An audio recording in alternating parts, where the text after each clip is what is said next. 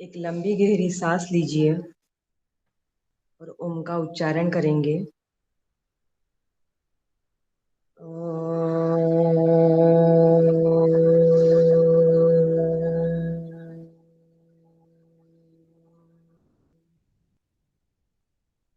प्रार्थना करेंगे।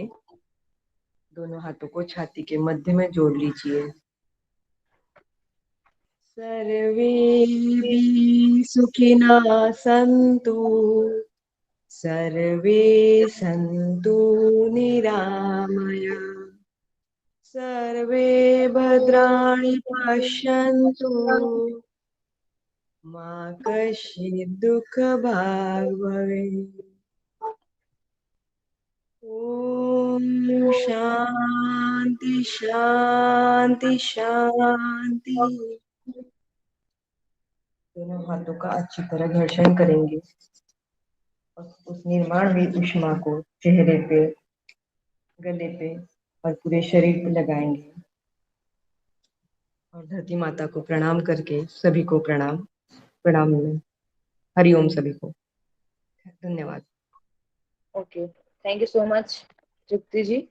वैसे सर्वे भवन्तु सुखिनः शांति पाठ के रूप में उपयोग किया जाता है, फिर भी कोई बात नहीं, मन से आपने कराया है तो चल जाएगा। ठीक है, चलिए तो हम आज की क्लास स्टार्ट करते हैं। लिम्फेटिक सिस्टम, एक सेकंड में स्क्रीन प्रेजेंट करूंगी, आप लोग बताइएगा हो रही है।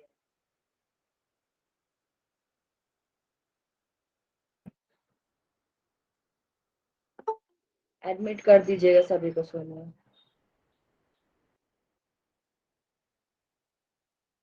स्क्रीन प्रेजेंट हो रही है आप लोगों को? Yes ma'am. ओके, ठीक है। तो आज का हमारा टॉपिक है लिम्फेटिक सिस्टम, जिसको हम इम्यून सिस्टम भी कहते हैं। ठीक है, इम्यून मतलब कि इसी को ही हम प्रतिरक्षा तंत्र कहते हैं, जिसके द्वारा हमारी शरीर की इम्यूनिटी और प्रतिरक्षा बाहर की चीजों से बचाने का काम करती है और हमें शरीर को सुरक्षित बना के रखती है। ठीक है, अब देखिए मैंने आप लोग को पहले ही बताया था कि लिम्फ की जब मैं बात करूंगी तो ये ग्रीन कलर से आपको स्ट्रक्चर इसका देखने को मिलेगा। ठीक है, तो इस तरीके से ये लिम्फ पूरे शरीर में फैले हुए होते हैं। लिम्फ में छोटे छोटे नोड्स पाए जाते हैं जो कि मतलब कि जो कि लिम्फ नोड कहलाते हैं, और इन्हीं इम्यून सिस्टम में इनके कुछ ऑर्गन पाए जाते हैं जिनको इम्यून ऑर्गन कहा जाता है, जो इम्यूनिटी के लिए इम्पोर्टेंट होते हैं। अब देखिए पूरे इम्यून सिस्टम में जो इम्यूनिटी के लिए इम्पोर्टेंट है वो है आपका टॉन्सिल। ठीक है, टॉन्सिल इम्यूनिटी के लिए बहुत इंपॉर्टेंट होता है। दूसरा, आपके लिम्फॉइड नोड्स पाए जाते हैं आपके नेक रीजन में। ये आपके लिम्फॉइड नोड्स होते हैं आपके बैक के रीजन में, यहाँ पर पाए जाते हैं। ठीक है, ये आपकी प्रतिरक्षा करने का काम करते हैं। तीसरा होता है आपका थोरेसिक डक्ट। थोरेसिक डक्ट में भी आपका कौन सा पाया जाता है? मेनली थाइमस ग्लैंड पाई जाती है। थाइमस ग्लैंड मैंने आप लोग को बताया था प्राइमरी इम्यून सिस्टम है। इसमें टी सेल और बी सेल के बारे में मैंने आप लोग को बताया था, टी और बी। बताइए ये मैंने कहाँ बताया था आप लोगों को? थाइमस ग्लैंड से सीक्रेट होता है T4। नहीं, मैंने आपको टी सेल और बी सेल के बारे में अभी कुछ दिन पहले बताया है। कौन से सिस्टम में पढ़ाया है, जल्दी बताइए। नहीं, ज्यादा दिन नहीं हुआ है, बताओ भाई। मेरे यहाँ टी तूफान आ लिम्फो रहा है। हाँ बताइए। लिम्फोसाइट जब ब्लड के ये पढ़ाए थे तब पढ़ाए थे। हाँ, WBC मैंने पढ़ाया था आप लोगों को, वहां पर मैंने बोन आप मैरो। लोगों को टी हाँ बोन लिम्फोसाइट बोला था। मैरो का 5 प्रकार की WBC के बारे में बताया था। ठीक है, अब देखिए इसमें से सबसे पहले एक होती है आपकी टी सेल, जिसको हम थाइमस सेल कहते हैं। दूसरी होती है बी सेल, जिसको हम बोन मैरो सेल कहते हैं। ठीक है, अब देखिए इसमें थाइमस ग्लैंड पाई जाती है जो कि हमारी इम्यूनिटी का काम करती है, पहली प्राइमरी इम्यून ऑर्गन का काम करती है। यहीं पर ही हमारे लिम्फ नोड्स पाए जाते हैं छोटे छोटे, ये बताया गया। दूसरा इम्यून ऑर्गन का काम करता है हमारा स्प्लीन। तो मैंने ऑर्गन का नाम बताया टॉन्सिल, थाइमस ग्लैंड। नेक्स्ट आता है आपका स्प्लीन। फिर आता है lymph vessel at the chest, जो भी लिम्फ वेसल होती है चेस्ट की, और जो भी लिम्फ वेसल होती है आपके एब्डोमेन की। फिर आपका होता है अपेंडिक्स। ये सभी ऑर्गन है जो कि इम्यून सिस्टम के रूप में काम करते हैं। फिर अलग अलग शरीर के हिस्से पे नोड्स पाए जाते हैं जो कि कनेक्शन का काम करते हैं मेनली, जैसे कि लिम्फ नोड ऑफ ग्रोइन और लिम्फ नोड ऑफ नी। तो अलग अलग जगह पे नोड्स होते हैं, सारी जगह पे नोड्स नहीं पाए जाते, कहीं कहीं पर नोड्स जो है पाए जाते हैं, ठीक है। और ये नोड्स आपके इम्यूनिटी का काम करते हैं। अब देखिए इसी में वेसल पाई जाती है, ये जो वेसल्स बनी हुई है इनको हम लिम्फेटिक वेसल कहते हैं। इसमें लिम्फेटिक फ्लूइड जो है आपका प्रवाहित होता है। ये आपको दिख रहा है वेसल, ये कलर दिख रहा होगा, ये पूरा ग्रीन कलर का। दूसरा वाला स्ट्रक्चर देखिए, फर्स्ट वाला दिख रहा है क्या? हेलो जी ma'am. Yes ma'am. Yes ma'am. आप लोग को फर्स्ट वाला स्ट्रक्चर दिख रहा है? इसमें आप देखिए ग्रीन कलर की पाइप जो जा रही है उसको हम बोलते हैं लिम्फेटिक वेसल। अब इसमें एक गांठ जैसा जो होता है उसको हम बोलते हैं लिम्फ नोड। तो एक लिम्फ नोड ये है, एक लिम्फ नोड ये है। तो इस तरीके से ये पूरे शरीर में फैला हुआ होता है हमारा लिम्फेटिक वेसल। लिम्फ नोड आपकी चेस्ट रीजन में मेनली ज्यादा पाई जाती है, ठीक है। अब हम आते हैं आगे, ये तो मैंने ऊपर ऊपर का बताया। अब देखिए कौन कौन से ऑर्गन जो हैं इम्यून सिस्टम में काम करते हैं, कौन से ऑर्गन है इम्यूनिटी के लिए जिनका काम होता है। तो इसके लिए 2 पार्ट्स में डिवाइड किया गया ऑर्गन्स को, एक प्राइमरी एक सेकेंडरी। वो मैं भी आपको आगे चल के पढ़ाऊंगी, बस यहाँ पर मैं आपको नाम बता देती हूँ। एक होता है बिना ऑर्गन के, पहले बता रही शुरू से। टीयर्स होते हैं हमारे, एडिनॉइड्स होते हैं, सलाइवा होता है, टॉन्सिल होता है, हमारी स्किन इम्यूनिटी का काम करती है, थाइमस ग्लैंड इम्यूनिटी का काम करती है, म्यूकस इम्यूनिटी का काम करती है, बोन मैरो इम्यूनिटी का काम करती है, एक्सिलरी लिम्फ नोड इम्यूनिटी का काम करते हैं, लिम्फेटिक टिश्यू काम करते हैं इम्यूनिटी का, स्प्लीन इम्यूनिटी का काम करता है, ठीक है। इसके बाद आपके इंटेस्टाइन में पेयर पैचेस पाए जाते हैं, ये इम्यूनिटी का काम करते हैं। और आपके यहाँ पर अपेंडिक्स होती है ये। तो जब बोला जाता है कि अपेंडिक्स एक अवशिष्ट ऑर्गन है, मतलब कि उसको शरीर से निकाल दोगे तो भी कोई स्पेसिफिक इफेक्ट नहीं पड़ेगा, लेकिन इफेक्ट कहाँ पे पड़ता है? इम्यूनिटी घट जाती है, प्रतिरक्षा तंत्र कमजोर हो जाता है, ठीक है। और एक होता है आपका इन्यूबुलर लिम्फेटिक नोड्स। अब मैं आपको पहले शुरू से पढ़ाऊंगी इम्यूनिटी है क्या, उसके बाद हम एक एक करके आगे ऑर्गन ऑर्गन सब पढ़ेंगे, ठीक है। देखिए इम्यूनिटी मतलब प्रतिरक्षा 2 तरीके की होती है। सबसे पहले होता है इनबोर्न। इनबोर्न मतलब जन्मजात, जो हमारे पहले से ही जन्म से ही हमारे अंदर पाई जाती है, उसको हम बोलते हैं जन्मजात, ठीक है। एक्वायर्ड जो हम सीखते हैं लोगों से, पैदा होने के बाद जो सिखाई जाती है उसको हम बोलते हैं एक्वायर्ड। अब देखिए इनबोर्न को ही हम इनहेरिटेड या इन्नेट भी बोलते हैं। इसमें क्या होता है, कोई भी मान लीजिए आपको कोई डॉग काटता है, ठीक है, डॉग ने आपको काट दिया, तो आपके अंदर शरीर में पहले से ही कोई स्पेसिफिक रिस्पॉन्स नहीं है डॉग के काटने के लिए। आपको डॉग ने काटा तो आपको किसका इंजेक्शन लगाना पड़ेगा? किसका इंजेक्शन लगाना? रेबीज रबिस का। रेबीज रेबीज का। अब ये ऑलरेडी हमारे शरीर में नहीं पाया जाता, इसको हमको बाहर से चाहिए होता है, तो ये तो इनबोर्न नहीं हुआ, है ना। तो बोला गया है कि किसी स्पेसिफिक रिस्पॉन्स के लिए इनबोर्न काम नहीं करता, जेनेटिक रिस्पॉन्स के लिए। स्पेसिफिक रिस्पॉन्स मतलब कि डॉग काटा तो अलग वैक्सीन बनी है, ठीक है, बिल्ली के काटने के लिए अलग वैक्सीन बनाई गई है, ठीक है, लोहे से आपको लग जाए तो आप टिटनेस का इंजेक्शन लगवाते हैं, हर किसी के लिए अलग अलग लगा है। तो जब बच्चा पैदा होता है आप लोग देखते होंगे टीका लगवाने ले जाते हैं उनको, जिनको हम वैक्सीनेशन बोलते हैं। तो खसरा इन सब का टीका लगता है, क्यों? क्योंकि उनके बॉडी में ये सारे एंटीबॉडीज नहीं है, ठीक है, तो उनको एक्वायर्ड कराया जाता है ये चीजें। अब हमारे अंदर जो है ऑलरेडी वो है हमारा जेनेटिक रिस्पॉन्स की क्या करेंगे। अब ये क्या होता है, ये इमीडिएट होता है और ये मैक्सिमम रिस्पॉन्स करता है। इसमें कोई बिल्ड मेमोरी नहीं होती है और ये लास्टिंग भी नहीं होती। बिल्ड मेमोरी मतलब मान लीजिए अभी कोरोना के टाइम में हमने देखा था कि कोरोना हुआ था, तो कैसे कितनी वैक्सीन लगी थी हमको? 2 2 कोवैक्सीन लगी थी हमको, और एक क्या लगा था जो हम लोग को लगा था, याद नहीं आ रहा, कोविडशील्ड कोविशील्ड शील्ड लगा था। अब क्या हुआ, कोरोना आने के पहले, कोरोना जब आएगा तो पहली बार उसके पास एंटीबॉडी रहेगी बचाने के शरीर को, तो उसके संपर्क में आएगा तो उसको समझ में आ जाएगा अरे भाई ये मेरे को मार देगा, तो ये क्या करता है दोबारा जब आता है तब इसको पता होता है कि ये मेरे को मार देगा, ये नहीं आता, तो ये लॉन्ग लास्टिंग रहता है। अब हम लोगों ने कोरोना की वैक्सीन अंदर पहले से थी हमारी कि हमने बाहर से ली है?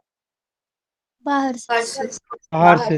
हम बाहर से लेते तो कभी भी दोबारा कोरोना या कोई चीज आती है तो हम जब तक जीवित है, अब हमको एक बार लग चुकी है, जीवित है तो हमारे लिए वो शील्ड का काम करेगा कहीं ना कहीं। तो जब हम इनबोर्न की बात करते हैं, इनबोर्न में ऐसा नहीं होता। इनबोर्न जो होता है वो कोई बिल्ट मेमोरी नहीं होती और लास्टिंग भी नहीं होता। ये डिपेंड करता है कि हम किस स्पीसीज से हैं, हम कहाँ की पॉपुलेशन से हैं और कैसे इंडिविजुअल से हैं। अगर आप लोग देखिए, आप पहाड़ों में रहते हैं, ठीक है, आपकी स्किन जल्दी लाल हो जाती है, ठीक है, आप किसी चीज के लिए सेंसिटिव हो जाते हैं। वैसे ही जो लोग केरला में रहते हैं उनको गर्मी जल्दी वो लोग बियर कर लेते हैं, राजस्थान के लोग गर्मी बियर कर लेते हैं, लेकिन जो पहाड़ के लोग हैं वो लोग नहीं कर पाएंगे, पहाड़ के लोग ठंड बियर कर पाएंगे। तो इनबोर्न इम्यूनिटी मतलब ऐसा होता है जो हमारी स्पीसीज, हम कहाँ से आए हैं, किस पॉपुलेशन से आए हैं और हमारे अकॉर्डिंग जो बनती है उसको हम बोलते हैं इनबोर्न।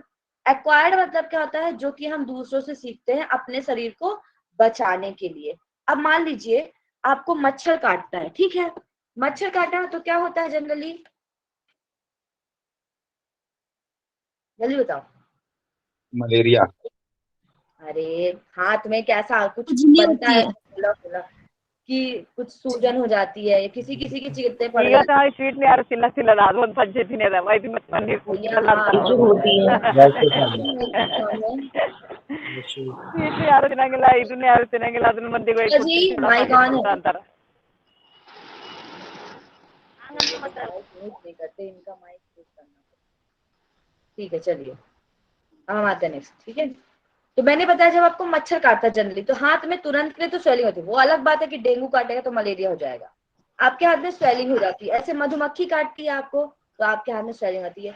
ये क्या है, ये हमारे, हमको ये सिखाया नहीं गया, ये पहले से ही हमारे बॉडी में इनबिल्ट था, ठीक है। तो ये इनबिल्ट चीजें, अब कुछ चीजें ऐसी होती हैं जो हमको चाहिए होती है। भाई किनका माइक ऑन है? आप लोग मोबाइल रख के उसके ऊपर सो जाते हैं क्या? सबका माइक ऑफ करना पड़ता है। रजनी जी आप कौन है? प्लीज ध्यान रखिए, आप क्लास में आते तो अटेंटिव रहिए, बच्चे नहीं हैं आप लोग कि क्लास में माइक ऑन करके एकदम कहीं पे भी चले गए बतिया रहे हैं, ऐसा मत करिए भाई, थोड़ा सा वो हो जाइए, ठीक है। अब आते हैं एक्वायर्ड। एक्वायर्ड इम्यूनिटी मतलब क्या होता है, ये एडॉप्टिव होती है और लर्न इम्यूनिटी होती है, हम सीखते हैं बाहर से। इसके लिए क्या होता है, आपके हर, जैसे कि आप बच्चे रहते हो, आप बच्चे पैदा हुआ, बच्चे को हर 1.5 महीने में एक वैक्सीन लगती है, उसके हर स्पेसिफिक बीमारी के लिए कि उसको आगे जाके इम्यूनिटी रिलेटेड प्रॉब्लम ना हो, उसको आगे जाके कुछ पैथोजन से प्रॉब्लम ना हो, उसके अंदर स्पेसिफिक रिस्पॉन्स या स्पेसिफिक एंटीबॉडी डाली जाती है जिससे कि वो एंटीजन से लड़ पाए, तो पैथोजन और स्पेसिफिक रिस्पॉन्स उसमें दिया जाता है। अब एक बार डल गई तो ये जिंदगी भर काम करेगा, लॉन्ग लास्टिंग होता है और मैक्सिमम रिस्पॉन्स होता है इसका।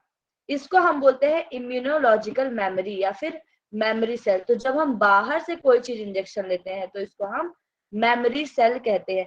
आप कहीं बाहर घूमने जाते हैं, ठीक है, और आप कोई सामान खरीदते हैं तो आपको वो चीज याद रहती कि नहीं रहती है, बताइए। याद रहती, बिल्कुल बिल्कुल। और आपको घर में लाके कोई पहले से दे दे सामान, इतना नहीं याद रहेगा, लेकिन आपके पास पहले से कोई चीज है आपको नहीं याद रहेगी, लेकिन आपको कोई गिफ्ट देता है वो चीज आपको ज्यादा याद रहेगी, आप उसको देना भी पसंद नहीं करोगे लोगों को। तो वैसे ही आपका है एक्वायर्ड इम्यूनिटी। एक्वायर्ड इम्यूनिटी के लिए एक सेल बन जाती है, एक मेमोरी सेल बनती है। तो जब भी आप, आपके किसी भी फ्रेंड ने आपको चाहे 12 साल 10 साल पहले कोई गिफ्ट दिया होगा, तो आप जब वो गिफ्ट देखोगे तो वो मेमोरी आपके दिमाग में क्रिएट होगी कि हाँ ये मेरे फ्रेंड ने मुझे इस दिन दिया था, इस दिन ये त्योहार था, ऐसा ऐसा। तो इसी तरीके से एक्वायर्ड मेमोरी होती है। हमने कोई एंटीजन ले लिया, कोई एंटीबॉडी हमने ले ली बाहर से, उसके लिए अगर कोई बैक्टीरिया आता है तो बैक्टीरिया ने देखा भाई इसने तो मार दिया, तो दोबारा हमारे शरीर को याद रहता है कि ये बैक्टीरिया दोबारा आएगा, तो वो ज्यादा रिस्पॉन्स करती है उसके लिए। समझ में आया भाई इतना? जी मैम।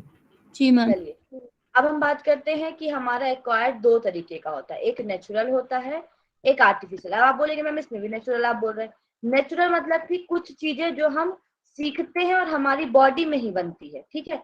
लेकिन कुछ चीजें जो हमको बाहर से लेनी पड़ती, दैट इज आर्टिफिशियल। जैसे कि नेचुरल के 2 पार्ट्स हैं, एक्टिव और पैसिव। एक्टिव मतलब कि जब हम किसी भी डिसीज से कांटेक्ट में आते हैं, ठीक है, तो हम क्या करते हैं, कोई भी डिसीज के कांटेक्ट में आप आ लीजिए, मान लीजिए मलेरिया के या डेंगू के किसी में आप कांटेक्ट में आते हैं, तो आपके शरीर में कुछ ना कुछ रिस्पॉन्स रहता है, लेकिन आपके डिसीज की वजह से वो आया है। मतलब कोई बैक्टीरिया आपको बाहर से लाया गया और जब वो आपके शरीर में आया, आपके शरीर से उसने कांटेक्ट किया, आपको डिसीज हुई, तब इसको हम बोलते हैं नेचुरल। पैसिव मतलब क्या होता है, पैसिव मतलब कि मेरी खुद की बॉडी नहीं बना रही, डिसीज मेरे को खुद को हो रही है। मान लीजिए मेरे को हो गया डेंगू मलेरिया, ठीक है, अब मेरे को मलेरिया हुआ, मेरे शरीर में मलेरिया के लिए पहले से एंटीबॉडी है, ठीक है, एंटीबॉडी है, लेकिन बाहर से क्या आ रहा है, डिसीज आ रही है मेरे लिए। तो बाहर से डिसीज है, बाहर से किसी कीटाणु ने मुझे परेशान किया, इसलिए बोला गया इसको एक्वायर्ड। मतलब कि मैं जिन बाहर निकली तो मुझे पता चला कि हाँ मुझे मलेरिया होगा, तो इसके लिए ये काम करेगा, इसको बोलते हैं एक्टिव। पैसिव मतलब जब हम बच्चे या भ्रूण में रहते हैं तो अपरा प्लेसेंटा नाम की एक नाड़ी रहती है जो माँ से बेबी को जोड़ने का काम करती है, ठीक है। जब ये माँ से बेबी को जोड़ती है तो इसमें क्या होता है, हम चीजों को अपनी माता से लेते हैं, इसलिए बोला जाता है कि माता को पूरे प्रेगनेंसी के टाइम पे सही सही चीजें देखनी चाहिए, अच्छा खुश रहना चाहिए, उसका इफेक्ट बच्चे पे पड़ता है। वैसे ही अगर माता को मान लीजिए हीमोग्लोबिन की डेफिशिएंसी है या माता को एनीमिया है या कुछ भी प्रॉब्लम होती है, तो उनके बच्चों को भी वो प्रॉब्लम हो सकती है। इसीलिए कुछ इम्यूनिटी, अगर मम्मी जो भी है मदर, वो अच्छा फूड लेती है, उसका इम्यून सिस्टम अगर अच्छा है तो उसके बच्चे का इम्यून सिस्टम भी अच्छा होगा। लेकिन ये पैसिवली काम करता है, मतलब कि बच्चे को बाहर से मिल रहा है। किससे मिल रहा है, मिल रहा है पेट के अंदर ही डायरेक्ट कनेक्शन, लेकिन बाहर से किसके द्वारा, मम्मी के द्वारा मिल रहा है, ठीक है, मदर मिल्क हो गया या फिर प्लेसेंटा। तो 6 मंथ तक मदर मिल्क बोला ही जाता है कि बच्चे को लेना चाहिए। इट्स कॉल्ड, ये भी एक आपका इम्यूनिटी की तरह ही कार्य करता है। अब हम आते हैं आर्टिफिशियल, जो कि बनाया गया है। अब मदर का मिल्क तो ऑलरेडी पैदा होता तो वो था ही, मेमोरी ग्लैंड तो पाई ही जाती भाई, तो मिल्क प्रोडक्शन तो होगा ही। जब आपका बच्चा पैदा होता है तो प्लेसेंटा वो बनाया ही गया है ऑलरेडी, वो आर्टिफिशियल कनेक्शन नहीं किया गया कि अब मेमोरी ग्लैंड बनेगी या ऐसा कुछ। आर्टिफिशियल में भी 2 प्रकार होते हैं, एक्टिव और पैसिव। एक्टिव में हम कोई चीज बाहर से लेते हैं जिससे कि हमको प्रॉब्लम ना हो, जैसे कि हम वैक्सीन लेते हैं, वैक्सीन में किल्ड एटेनॉइड टॉक्साइड कंपोनेंट लेते हैं, हम रिकॉम्बिनेंट डीएनए लेते हैं, ये सब हम बाहर से वैक्सीन लेते हैं। इसमें हमने क्या किया, किसी इंसान से नहीं लिया है हमने, ये हमने एक केमिकल लिया है, इसलिए हम इसको एक्टिव बोलते हैं। जब हम किसी इंसान से या किसी जानवर से या किसी पशु से लेते हैं तब हम उसको पैसिव बोलते हैं, मतलब कि किसी व्यक्ति से दूसरे व्यक्ति के पास आना। अब देखिए नेचुरल में पैसिव में किससे आ रहा था हमको, व्यक्ति से आ रहा था ना, व्यक्ति कौन थी, मदर। मदर। वैसे ही अगर हम बात करें आर्टिफिशियल में, तो आर्टिफिशियल में, हाँ बोलिए अंशुमन जी, बोलिए,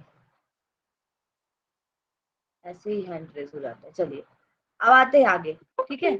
इसे बोला गया पैसिव। पैसिव में भी देखिए आपको किसी चीज से मिल रहा है, किससे मिल रहा है, ये आपको मिलता है इम्यून सीरम या फिर इसको हेपेटाइटिस शॉट बोलते हैं, और ये आपको जनरली हॉर्स से या फिर किसी से मिलता है। जब आपको कभी कैंसर या कुछ होता है ना, तो हॉर्स में या किसी जानवर में कुछ ना कुछ सीरम पाए जाते हैं, ये आपको मिलते हैं, ये कहलाते हैं आपके पैसिव। अगर आप इसमें ना, अभी कोरोना के टाइम पे प्लाज्मा का वो हो रहा था ना, प्लाज्मा ले रहे थे हम, वो भी इसी में आएगा आर्टिफिशियल में, क्योंकि हम दूसरे से ले रहे हैं, दूसरे व्यक्ति से ले रहे हैं। समझ में आया भाई? जी मैम। अब हम आते हैं आगे। इम्यूनिटी बताया गया है आपको इन सब में ना कुछ नहीं पूछेगा, मैं बता रही हूँ क्या पूछेगा, कि इम्यून सिस्टम के ऑर्गन कौन कौन से हैं, प्राइमरी ऑर्गन का नाम क्या है, सेकेंडरी ऑर्गन का नाम क्या है। आपको ये पूछेगा कि इनबॉर्न इम्यूनिटी स्पेसिफिक होती है या नॉन स्पेसिफिक होती है। नॉन स्पेसिफिक होती है क्योंकि कोई भी एक कुत्ता काटेगा, बिल्ली काटेगा, इसके लिए पहले से हमारे पास नहीं आता, ये हम लेते हैं, ठीक है, कि बाहर से लेते हैं, तो स्पेसिफिक रिस्पॉन्स नहीं होता। स्पेसिफिक रिस्पॉन्स किसमें होता है, आपका एक्वायर्ड में होता है। एक्वायर्ड में आपकी इम्यूनोलॉजिकल मेमोरी बनती है। ऐसे क्वेश्चन आपको पूछ सकता है, वो भी स्टेटमेंट में पूछेगा, डायरेक्ट क्वेश्चन नहीं पूछेगा, ठीक है। तो स्टेटमेंट में आप क्या करेंगे, आप उसमें एलिमिनेटिव मेथड यूज करेंगे कि कौन सा लग रहा है कौन सा नहीं लग रहा, फिर इन दोनों में से कौन सा, ऐसे, ठीक है। अब देखिए इम्यूनिटी होता क्या है, immunity is the ability of the body to fight against foreign agent like bacteria and virus, ठीक है। अब देखिए हम अपने भारत को भारत को किससे, आतंकवादियों से बचाते हैं कि नहीं बचाते। भारत के बाहर बॉर्डर लगाए गए हैं ना, बॉर्डर्स बने ना भाई, हाँ। पाकिस्तान और के बीच का बॉर्डर बना है, चाइना इंडिया के बीच का बॉर्डर बनाया गया, नेपाल इंडिया के बीच का, अफगानिस्तान के बीच का, इन सब के बीच का आपके पास बॉर्डर लगाया गया है कि फॉरेन एजेंट्स आके हमको परेशान ना करे। वैसे ही आपके शरीर में एक बॉर्डर, एक लेयरिंग बनाई गई है जिसको हम इम्यूनिटी कहते हैं, इम्यून लेयर कहते हैं। ये क्या करती है, कोई भी अगर बाहर से फॉरेन एजेंट जैसे बैक्टीरिया या वायरस जो आपके शरीर के लिए अच्छे नहीं है, वो अगर आते हैं तो उससे ये लड़ती है और आपको डिफेंस करने का काम करती है, it gives defence to the body, ठीक है। ये दो प्रकार की होती है, मैंने आपको बता दिया, इन्नेट और एक्वायर्ड होती है, ठीक है, समझ में आया। अब चलिए एक सेकेंड, अब आते हैं नेक्स्ट। अब देखिए, अब हम देखेंगे कि एंटीजन और एंटीबॉडी होता क्या है। कल मैंने आपको पढ़ाया था, वही चीज मैं आपको फिर से पढ़ाने जा रही हूँ थोड़ा सा, कि एंटीजन एंटीबॉडी होता क्या है। अगर हम एंटीबॉडी की बात करें तो ये ग्लाइकोप्रोटीन है, ठीक है, which is produced in response to and contract a particular antigen. ये हमारी जो एंटीबॉडी होती है हमारे शरीर में बनने वाला एक ग्लाइकोप्रोटीन है। ये कब काम करता है, जब हमारे शरीर में कोई एंटीजन आता है तो उसके लिए एक स्पेसिफिक एंटीबॉडी होती है। मान लीजिए आप हमारे भारत में 3 सेनाएं बनाई गई हैं, कौन कौन सी 3 सेना है, 3 सेना कौन कौन सी है भाई। वायु सेना, थल एयरफोर्स सेना, नेवी, ज- एयरफोर्स ज- नेवी और हाँ ठीक है, एयरफोर्स नेवी हो गई आपकी और आर्मी हो गए, ठीक है। अब क्या करते हैं हम, अगर धरती पे कुछ नुकसान या कोई आतंकवादी आते तो उसके लिए कौन लड़ता है, थल पे अगर कोई आया तो आर्मी। आर्मी, ठीक है। समुद्र वाले एरिया से अगर किसी ने हमारे ऊपर हमला किया तो कौन लड़ता है, नेवी। नेवी लड़ता है। एयरफोर्स के थ्रू अगर कोई राइफल से हमको मारने की कोशिश करता है तो कौन लड़ता है, एयरफोर्स। एयरफोर्स। वैसे ही हमारे शरीर में हर स्पेसिफिक एंटीजन के लिए एक एंटीबॉडी बनाई जाती है, ठीक है। वो तब एक्टिव होती है, मान लीजिए जैसे ही एंटीबॉडी तो है उसको कोई दिक्कत नहीं है, जैसे ही उसको लगा मच्छर आया, मच्छर काटा तो आप वो थोड़ा सा सूजन कर देगी। अब उसने देखा मधुमक्खी आई है, मधुमक्खी के लिए पूरी स्किन फुला देगी, ठीक है। तो इस तरीके से हमारे शरीर में क्या करती है, एंटीबॉडी शरीर की रक्षा करती है। अदर हैंड देखें तो एंटीजन क्या होता है, एंटीजन एक फॉरेन सब्सटेंस होता है जो यूजुअली हार्मफुल होता है हमारे लिए, that induce N immune response. इसके लिए इम्यून रिस्पॉन्स किया जाता है और इम्यून रिस्पॉन्स में हमारे एंटीबॉडीज का प्रोडक्शन किया जाता है। समझ में आया इतना कि एंटीबॉडी एंटीजन होता क्या है। मैम और एक बार समझा दीजिए। एक सेकेंड रुकिए, पानी पी ली। देखिए एंटीबॉडी हमारे अपने लोग हैं जो हमारी रक्षा करते हैं, ठीक है। एंटीजन बाहर के लोग हैं जो हमें नुकसान पहुंचाना चाहते हैं। आया समझ में। जी मैम। अब देखिए इसको हम पढ़ेंगे, ये है हमारे, ये देखिए मैंने आप लोग को कल पढ़ाया था एंटीबॉडीज के बारे में, इस तरीके से इसका स्ट्रक्चर है। एक सेकेंड, ये इसका स्ट्रक्चर दिख रहा है आपको, यस मैम। Yes ma'am. ये है आपकी एंटीबॉडी, ठीक है। अब यहाँ पर मान लीजिए एंटीजन आते हैं। अब देखिए मैंने आपको दिखा एंटीजन के अलग अलग टाइप है, हर प्रकार का एंटीजन आता है। ये है आपका एंटीजन, ऊपर छह प्रकार के यहाँ दिखाए गए। एक ये है जिसका शेप इस तरीके का, एक ये है, एक ये है, एक ये, यहाँ पर 6 प्रकार के इस तरीके से दिखाए गए, बहुत सारे होते हैं, ठीक है। अब मान लीजिए इसके पास ये वाला है कर्व शेप वाला, तो यहाँ पर कौन सी एंटीबॉडी काम करेगी, जो कर्व शेप को लाके वहीं पर रोक ले।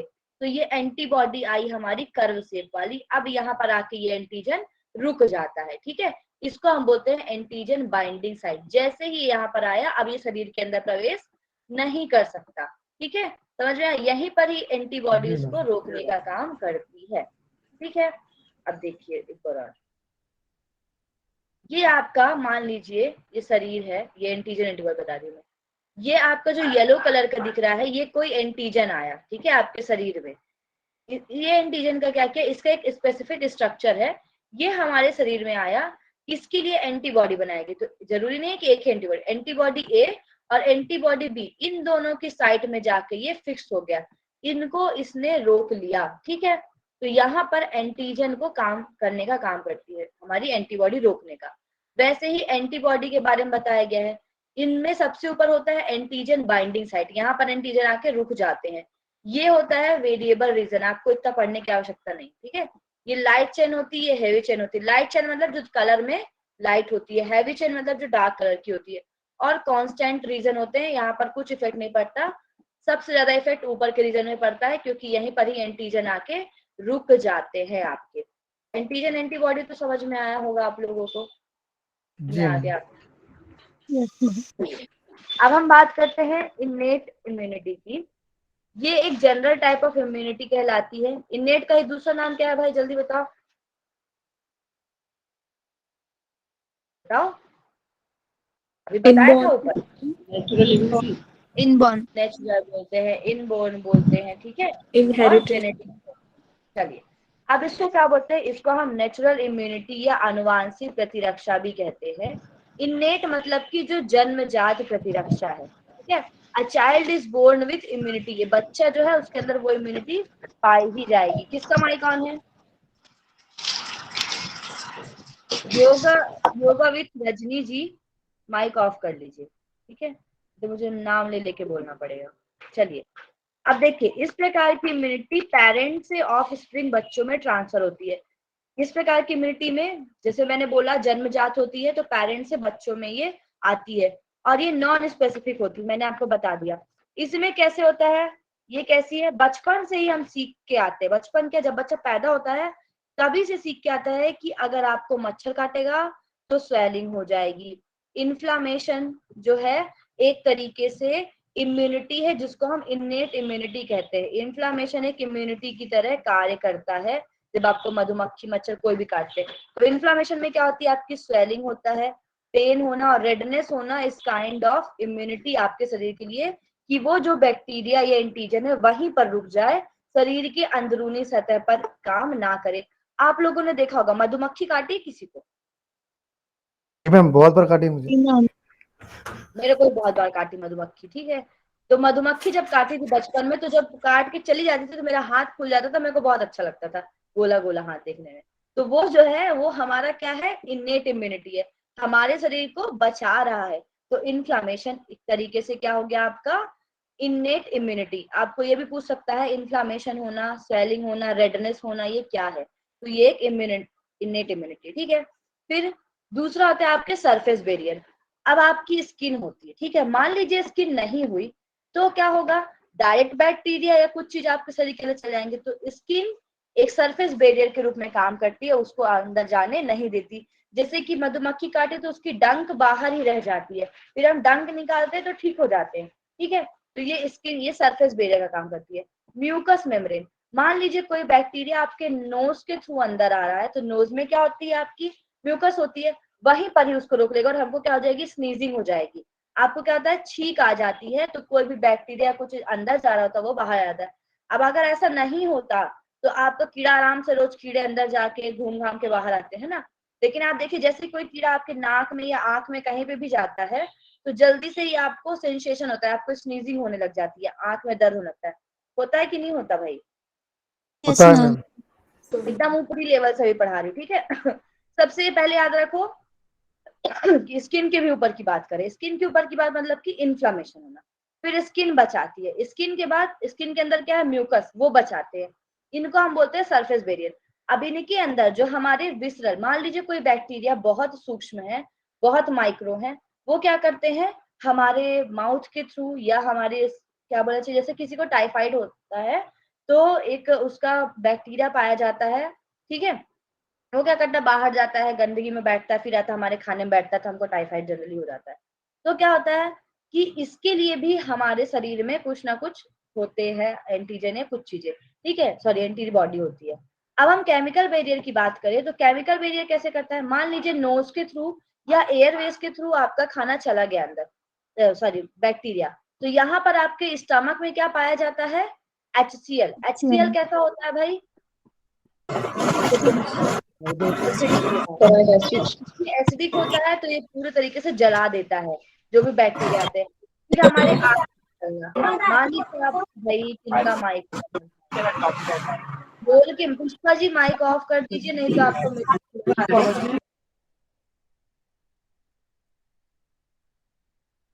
ठीक है। चलिए अब आते हैं हम नेक्स्ट केमिकल बैरियर। इसमें सबसे पहले आता है HCl, दूसरा आपका टीयर्स, जब भी आपके आंख में कुछ चीज आती है तो आपको आंख से आंसू आने लगते हैं। फिर होता है आपका बाइल जूस जो आगे पाया जाता है, ये भी आपका बैक्टीरिया को नष्ट करने का काम करता है। ये तो हो गए हमारे कुछ सरफेस लेवल के। आगे जाते हैं अंदर तो हमारे शरीर के अंदर WBC पाई जाती है। WBC के कितने टाइप है, 5। इनमें से फैगोसाइटोसिस का काम कौन करता है, न्यूट्रोफिल और मोनोसाइट, बताया था ना मैंने, ये फाइगोसाइटोसिस का काम करते हैं, मतलब कि भक्षण करने का काम करते हैं।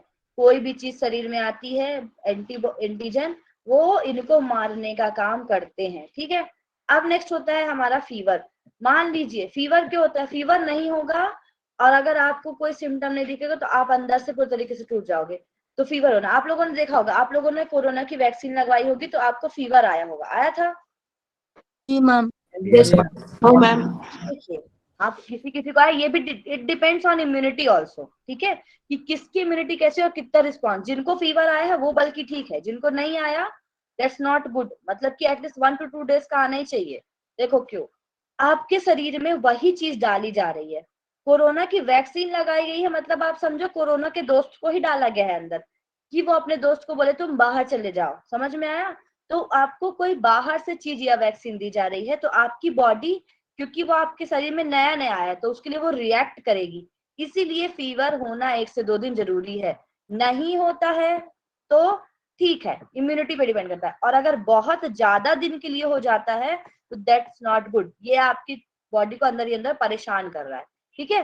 तो फीवर भी एक तरीके से आपका इन्नेट इम्यूनिटी का काम करता है। अब मैं आपको कुछ एनाटॉमिकल, इन्हीं को ही हम बोलते हैं एनाटॉमिकल या फिर फिजियो केमिकल बैरियर।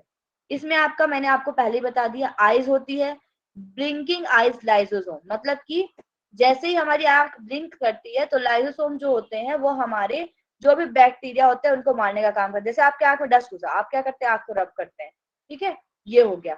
दूसरा आपका रेस्पिरेटरी ट्रैक में कफ जमना, स्नीजिंग, म्यूकस होना, सीलियरी एक्शन, फैगोसाइटोसिस और लाइसोसोम, ये हमारे इम्यूनिटी में आते हैं।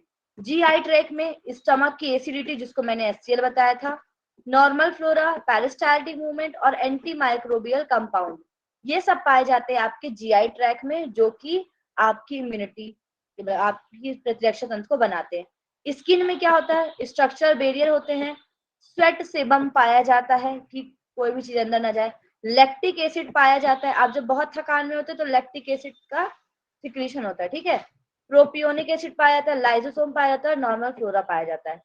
नेक्स्ट आता है आपका यूरोजेनाइटल ट्रैक, इसमें आपके लेविजिंग एक्शन ऑफ यूरिन पाए जाते हैं, यूरिन में एसिड होता है वो भी नष्ट करता है, और वेजाइनल लैक्टिक एसिड भी पाया जाता है और लाइसोसोम। तो ये सारे हमारे क्या कहलाते हैं, इन्नेट, हमने इनको बाहर से नहीं लिया, ये हमारे शरीर में ऑलरेडी है। समझ में आया इन्नेट इम्यूनिटी। Yes ma'am. जी मैम। अब हम आगे पढ़ने जा रहे हैं एडॉप्टिव, ठीक है। देखिए एडॉप्टिव में पहले मैं ये आपको मैंने पहले पढ़ा दिया लेकिन फिर से बता देती हूँ। नेचुरल के 2 टाइप्स होते हैं, एक्टिव, एक्टिव एंटीजन वो होते हैं, antigen enter the body naturally, जो हमारी बॉडी में नेचुरली चले जाते हैं और इसके लिए बॉडी इंड्यूस करती है। जैसे मैंने आपको बताया था कौन सा, मलेरिया, समझ में आया, नेचुरली जाते हैं और इसके लिए हमारी बॉडी इंड्यूस करती है। एंड स्पेशलाइज लिम्फोसाइट, लिम्फोसाइट इसके लिए मेनली काम करती है, कोई भी बैक्टीरिया तो उसको मारने का, ठीक है।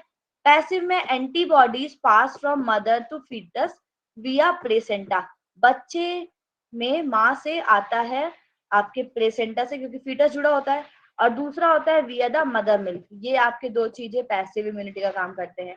एक्टिव में, आर्टिफिशियल एक्टिव में क्या बताया गया है, antigen are introduce in vaccine, मतलब कि इनको हम वैक्सीन बोलते हैं, जो कि हमारे बॉडी में डाला जाता है, प्रोड्यूस कराया जाता है एंटीबॉडीज को, ठीक है। और स्पेशलाइज्ड लिम्फोसाइट, ये सारे हमारे बॉडी में डाले जाते हैं क्योंकि ये हमारे पास नहीं होते। जैसे कि कोरोना बहुत पहले कभी सर्च नहीं किया गया था, अभी सर्च किया गया है कोरोना, कि कोरोना कुछ बैक्टीरिया है, इसके बारे में अभी बताया गया, तो इसके लिए अभी वैक्सीन बनाई गई है, पहले से हमारे बॉडी में नहीं थी।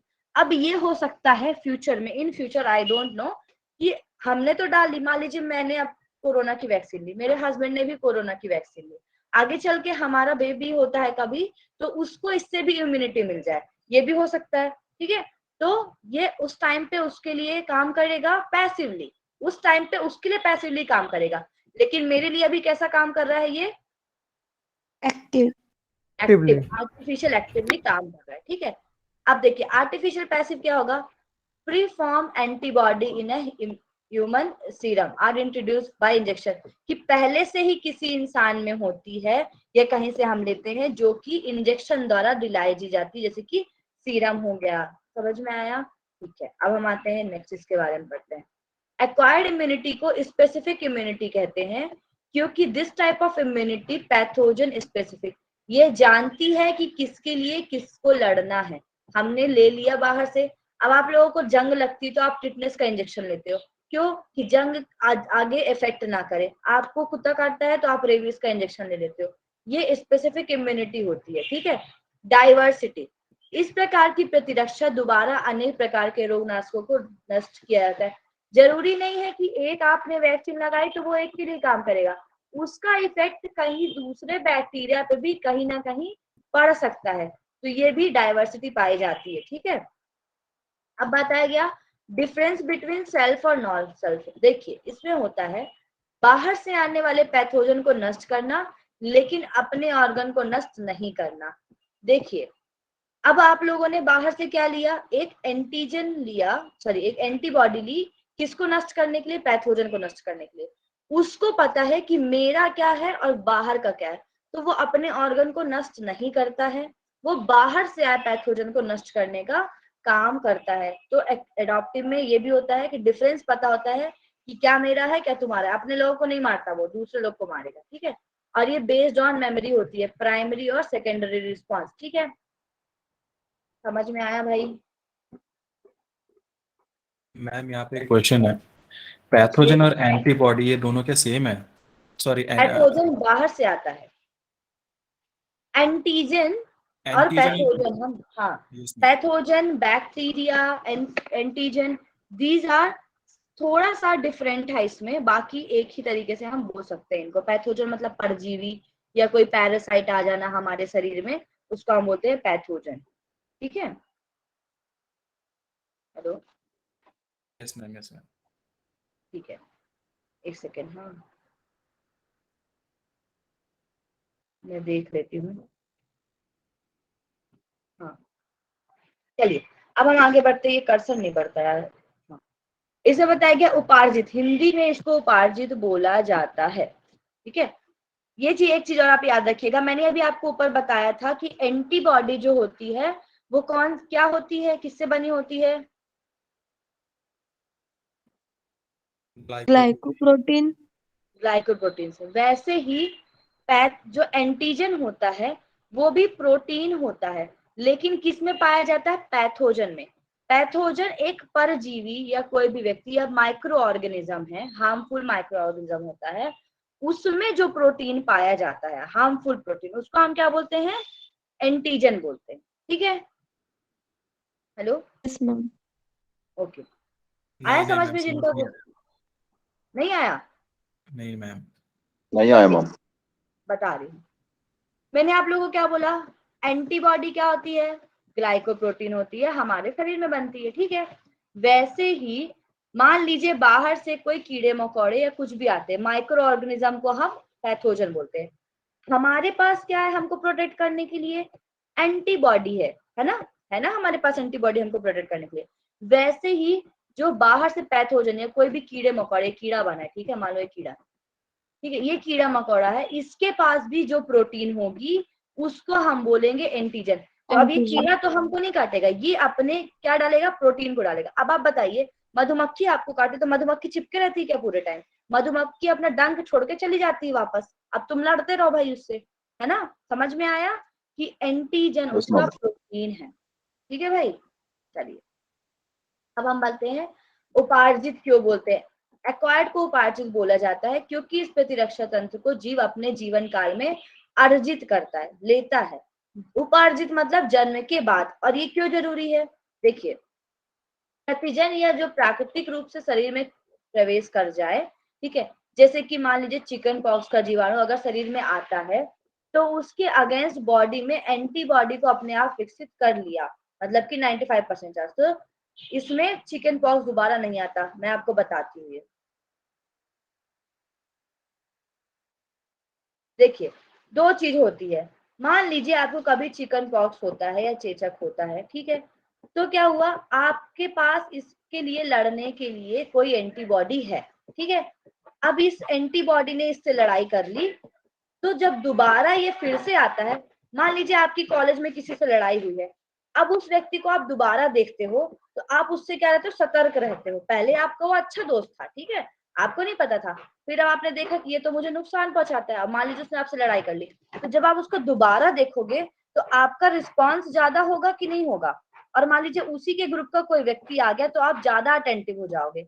तो वैसे ही हमारी बॉडी क्या करती है, मान लीजिए कोई भी बैक्टीरिया या कोई भी चीज या कोई भी जीवाणु हमारे शरीर में एक बार आता है तो हमारी बॉडी पहचान जाती है उसको कि ये आया था, एक बार बहुत पहले आया था, तो वो क्या करती है, दोबारा जल्दी रिस्पॉन्स करती है। पहले जब आया था तो बॉडी उसको नहीं जानती थी।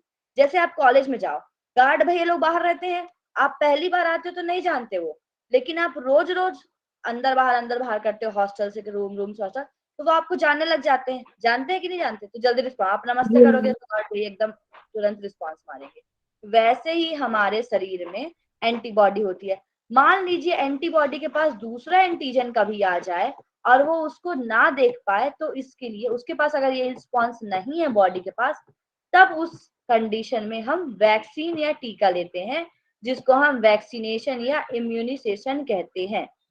ठीक है, वैक्सीन क्या करती है, दो काम करती है, या तो जो भी एंटीजन है उसको ट्रीट करेगी, मार देगी, या फिर उसको वीक कर देगी कि वो अपना काम ना कर पाए। समझ में आया? Yes hello, ma'am. ओके, चलिए अब हम आते हैं नेक्स्ट। ये मैंने आपको पहले बता दिया कि ये बेस्ड ऑन मेमोरी होती है। इसके लिए देखिए, ये यहाँ पर एक ग्राफ बनाया गया है, कंसंट्रेशन ऑफ एंटीबॉडी, मतलब कि एंटीबॉडी को कितना रहना है। पहली बार कोई भी चीज आपके शरीर में प्रवेश करती है, ठीक है, जिसको हम बोलते हैं इनिशियल एक्सपोजर, तब आपकी शरीर क्या करती है, प्राइमरी इम्यून रिस्पॉन्स करती है, जो कि थोड़ा धीरे होता है और उसका धीरे धीरे इफेक्ट पड़ता है। मान लीजिए कोरोना आया पहली बार तो थोड़ा धीरे इफेक्ट करी हमारी एंटीबॉडी, लेकिन दोबारा आएगा तो इतना हमको सफर नहीं करना पड़ेगा। जब दोबारा वही चीज हमारे बॉडी में आती है तो सेकेंडरी रिस्पॉन्स बहुत तेजी से होता है और कम टाइम लेता है इसको भगाने में शरीर से।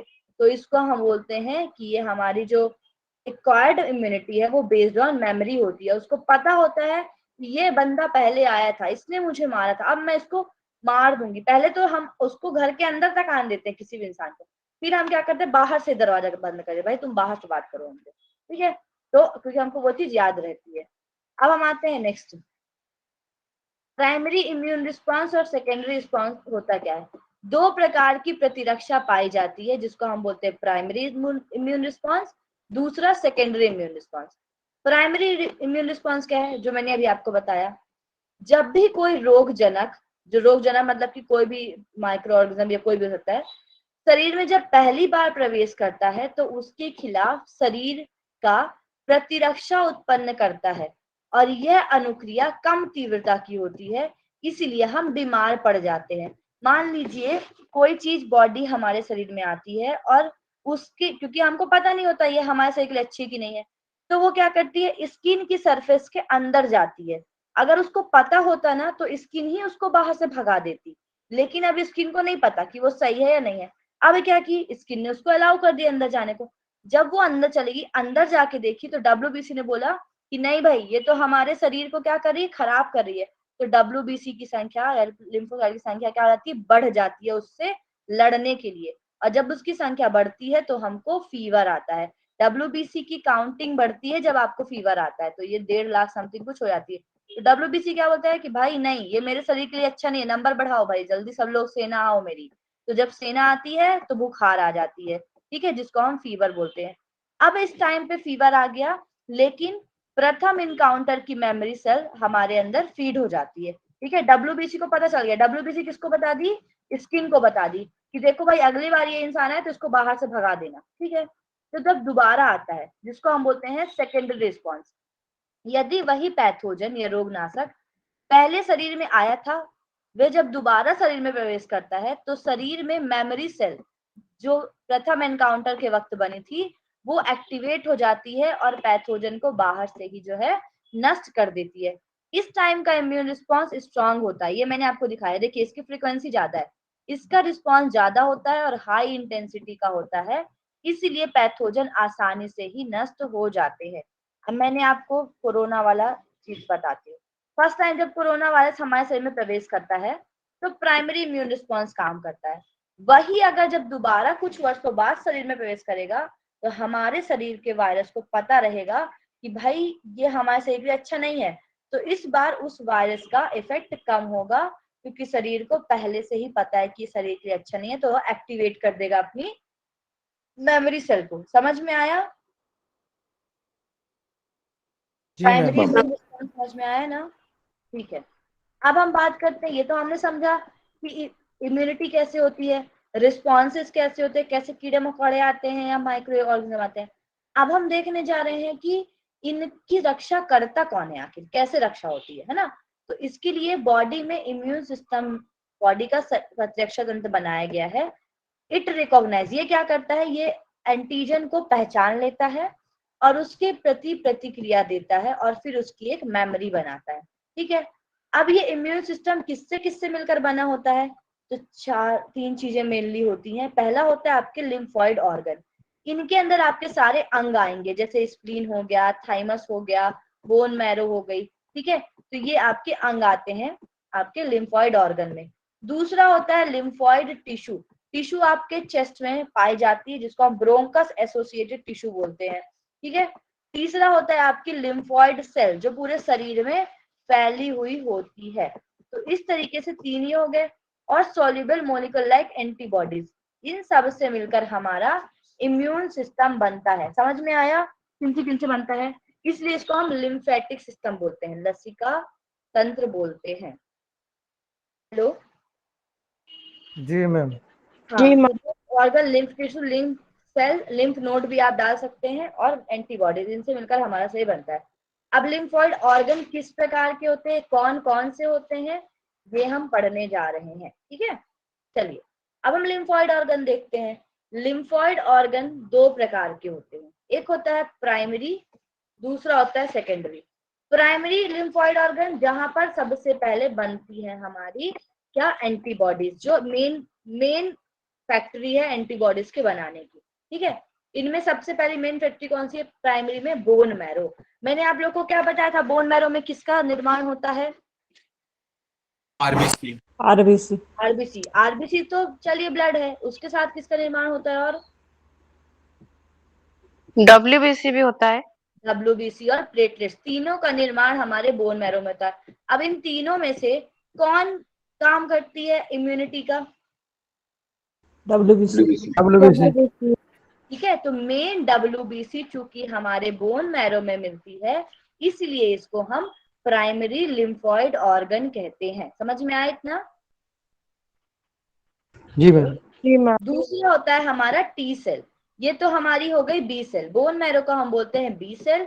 दूसरा होता है हमारा टी सेल, जिसको हम थाइमस ग्लैंड सेल कहते हैं या थाइमस सेल भी बोलते हैं।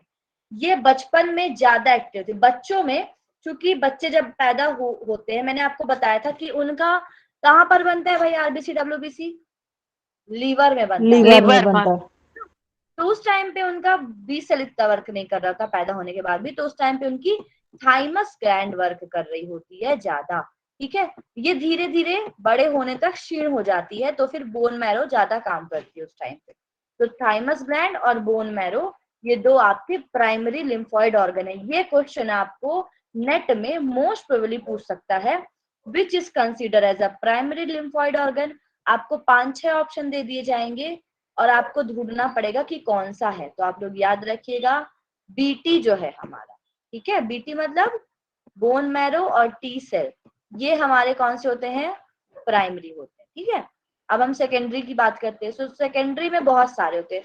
हमारे शरीर में और बहुत सी जगह होती हैं जहां पर इम्यूनिटी बनाई जाती है। पहला होता है आपका लिम्फ नोड, जिसको बोला जाता है ये पूरे शरीर में होती है, इनको गांठें बोलते हैं। ठीक है, दूसरा होता है आपका स्प्लीन, जितनी भी टूटी फूटी हड्डियां होती है उसका कब्रिस्तान इसको बोला जाता है। ठीक है, सब यहीं पर आके रिपेयर होने का काम होता है। तीसरा होता है आपका पेयर पैचेस, ये आपके इंटेस्टाइन में मिलता है, वो भी इलियम में। ठीक है, इंटेस्टाइन के इलियम पार्ट में आपका होता है पेयर पैचेस। फिर होता है आपका गले में टॉन्सिल। नेक्स्ट होता है आपका मार्ट। मार्ट मतलब होता है mucosa associated lymphoid tissue. Next है आपका अपेंडिक्स। तो आप इसको कैसे याद रख सकते हो, ऊपर से नीचे भी याद रख सकते हो या फिर जो आपको अच्छा लगे वैसा। ऊपर से नीचे कैसे याद रखोगे, टॉन्सिल होता है सबसे पहले। ठीक है, टॉन्सिल के बाद आपका क्या होता है, स्प्लीन होता है। स्प्लीन के बाद इंटेस्टाइन होता है, अपेंडिक्स होता है, और मार्ट भी सब जगह होता है मैक्सिमम जगह, और लिम्फ नोड भी मैक्सिमम जगह होता है। तो ये होता है आपका सेकेंडरी लिम्फॉइड ऑर्गन। समझ में आया होगा आप लोग को आई थिंक। अब हम इनको डिफाइन करके पढ़ेंगे कि ये होते क्या है। समझ में आया ना, इतना स्पीड तो नहीं हो रहा है भाई। No ma'am. चलिए अब हम बात करते हैं प्राइमरी लिम्फॉइड ऑर्गन की। प्राइमरी लिम्फॉइड ऑर्गन मैंने आपको बता दिया, इन ऑर्गन में immature lymphocyte antigen sensitive lymphocyte में बदल जाती है। जो इमेच्योर लिम्फोसाइट होती है वो एंटीजन सेंसिटिव मतलब कि यही एंटीजन के लिए रिएक्ट करेंगी। ठीक है, तो यहाँ पर आके जितने भी इमेच्योर होते हैं हमारे लिम्फोसाइट वो मेच्योर हो जाते हैं। इसमें सभी ब्लड सेल पाई जाती हैं इंक्लूडिंग लिम्फोसाइट, और लिम्फोसाइट किस में आता है हमारा, डब्ल्यूबीसी में। ठीक है, तो इसमें सारे ब्लड सेल पाए जाते हैं। बोन मैरो में बी लिम्फोसाइट का मेचुरेशन होता है, ये आप लोग याद रखिएगा, बी लिम्फोसाइट का मेचुरेशन बोन मैरो में होता है। वैसे ही थाइमस, टी लिम्फोसाइट का मेचुरेशन थाइमस में होता है। यह ग्रंथि जो होती है ये हार्ट के पास होती है और बायलोब्ड होती है। ठीक है, जो जन्म के वक्त अधिक विकसित होती है और जैसे जैसे हम यंग स्टेज में आते हैं ये डेट्राइट होने लग जाती है, कैल्सिफाइड होती है और एक डोरी के रूप में रह जाती है। ठीक है, यह प्रतिरक्षा संबंधी सबसे महत्वपूर्ण ग्लैंड है। अगर आप सिर्फ ग्लैंड की बात करें कि which gland is related to immune system, तो कौन सी ग्लैंड बोलोगे, थाइमस। Thymus gland. ठीक है, और ऑर्गन में तो फिर दोनों ही आ जाएंगे, प्राइमरी ऑर्गन में बी और टी दोनों ही आपके आ जाएंगे, तो ये आप लोग याद रखिएगा। ठीक है, अब हम आते हैं नेक्स्ट बी लिम्फोसाइट के बारे में, करती क्या है ये। ठीक है, बी लिम्फोसाइट एंटीबॉडी बनाने का काम करती है। ठीक है, इसको हम ह्यूमरल इम्यूनिटी प्रदान करने का काम करती है, इसको हम बोलते हैं, ये बहुत इंपॉर्टेंट है। ठीक है, ये याद रखना, बी लिम्फोसाइट एएमआई बनाने का काम करती है। एएमआई मतलब कि एंटीबॉडी मेडिएटेड इम्यूनिटी। अगर मान लीजिए आपके पास कोई भी पैथोजन आता है बाहर से, तो बी लिम्फोसाइट एंटीबॉडी प्रोड्यूस करेगी, और एंटीबॉडी के प्रोड्यूस होने से इसको बोलते हैं हम एंटीबॉडी मीडिएटेड इम्यूनिटी। अगर ये काम नहीं कर रही है अच्छे तरीके से, तो हमारे शरीर में कोई पैथोजन आते हैं, तो पैथोजन अगर शरीर के अंदर चले जाते हैं तब हमारी काम करती है टी लिम्फोसाइट, और ये कैसी इम्यूनिटी कहलाती है, सेल मीडिएटेड इम्यूनिटी, क्योंकि जो भी चीज हमारे अंदर तक आ गई है बैक्टीरिया तक, उसको हटाने का काम टी लिम्फोसाइट द्वारा किया जाता है। तो ये याद रखना, एएमआई बनाती है हमारी बी लिम्फोसाइट और सीएमआई बनाती है हमारी टी लिम्फोसाइट, याद रहेगा। जी मैम। चलिए सेकेंडरी को एक बार धीरे पढ़ते फिर बाकी कल पढ़ेंगे जितना रह जाएगा। कि अभी पढ़ना है या कल करना है, कब करना है बताओ। हम कॉल करें। कल करे सो आज कर, आज करे सो अब, बताओ कब करना है। कल करते हैं मैम। कॉल करते हैं मैम। हाँ ठीक है, चलिए तो ज्यादा नहीं बचा है, 10-15 पेज है, मैं कल करा के कंप्लीट कर दूंगी। ठीक है, चलिए तो आई थिंक आप लोग को कंफ्यूजन नहीं होएगा भी तो आप कल पढ़ के आएगा मुझे बता दीजिएगा। ठीक है। जी मैम। मैम एक क्वेश्चन है। पूछिए, बता पाऊंगी तो बता दूंगी। नहीं मैम, ऐसा कुछ नहीं है। हाँ बताइए। क्वेश्चन ये है कि मैम आपने मेमोरी सेल्स के बारे में बताया था, मेमोरी सेल्स, हाँ। और एक और यहाँ टी सेल्स और बी सेल्स ये भी बताया था, तो फिर मेमोरी सेल कौन सा है, टी सेल या B cell? Memory cell B cell और टी सेल नहीं है। बी सेल टी सेल आपके क्या है, ऑर्गन, या फिर जो आपके शरीर को प्रोटेक्ट करते हैं, ये ऑर्गन है, लिम्फोइड ऑर्गन है। मेमोरी सेल ऑर्गन नहीं है। जैसे कि हमारे शरीर में हार्ट, लंग, हाथ पैर, ये सब क्या है, ऑर्गन है। लेकिन आपको इम्यून सिस्टम याद करना है तो आपको उसके लिए क्या चाहिए, मेमोरी चाहिए ना, और मेमोरी तो कोई ऑर्गन नहीं है कि नहीं?